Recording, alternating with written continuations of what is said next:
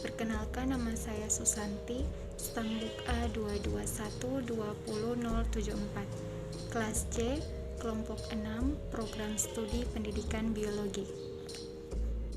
Dalam video kali ini, saya akan membahas percobaan 8 mengenai hukum Ohm,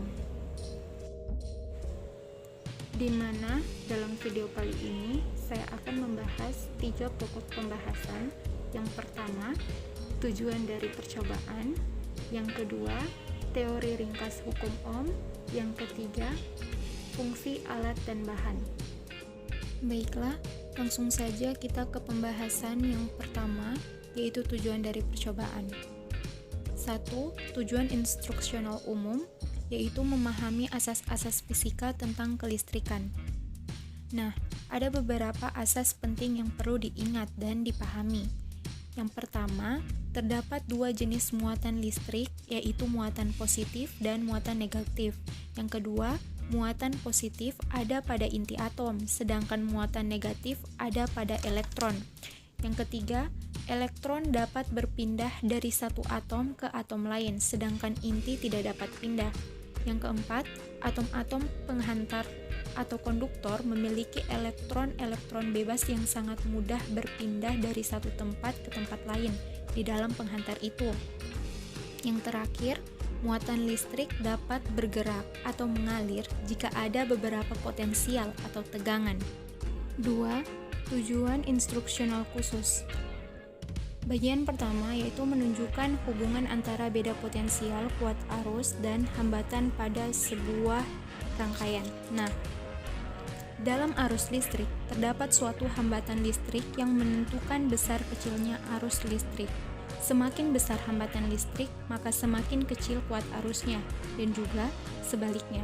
George Simon Ohm melalui percobaannya menyimpulkan bahwa arus pada seutas kawat penghantar sebanding dengan beda potensial yang diberikan ke ujung-ujung kawat penghantar tersebut. Bagian kedua menunjukkan hubungan antara beda potensial dengan kuat arus dalam bentuk grafik. Nah, dalam grafik tersebut dapat dilihat hubungan antara beda potensial dan arus merupakan grafik linear, yang artinya koefisien X dan Y-nya berbanding lurus satu sama lain. Atau lebih jelasnya, beda potensial berbanding lurus dengan kuat arus listrik. Bagian ketiga, menghitung besarnya hambatan berdasarkan grafik hubungan antara beda potensial dengan kuat arus. Nah, dalam arus listrik, terdapat suatu hambatan listrik yang menentukan besar kecilnya arus listrik. Semakin besar hambatan listrik, maka semakin kecil kuat arusnya, dan juga sebaliknya. Pembahasan kedua, teori ringkas hukum Ohm. Apabila pada ujung-ujung suatu penghantar diberi beda potensial, maka pada penghantar mengalir arus listrik dari potensial tinggi ke potensial rendah. Menurut George Simon Ohm, bahwa kuat arus listrik yang mengalir dalam suatu penghantar sebanding dengan beda potensial antara ujung-ujung penghantar tersebut, asalkan sifat penghantar tetap atau minimal suhu tidak berubah, tidak mencair, dan sebagainya. Pembahasan ketiga atau yang terakhir yaitu fungsi alat dan bahan. Yang pertama, laptop. Laptop digunakan sebagai media untuk menginstal aplikasi simulasi PET. Yang kedua, aplikasi simulasi PET. Aplikasi ini digunakan untuk pengambilan data-data hasil percobaan atau praktikum. Yang ketiga, pena atau ballpoint. Alat ini digunakan untuk mencatat data hasil percobaan.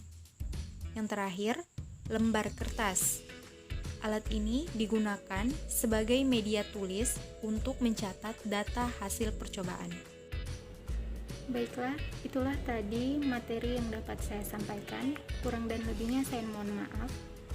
Semoga bermanfaat.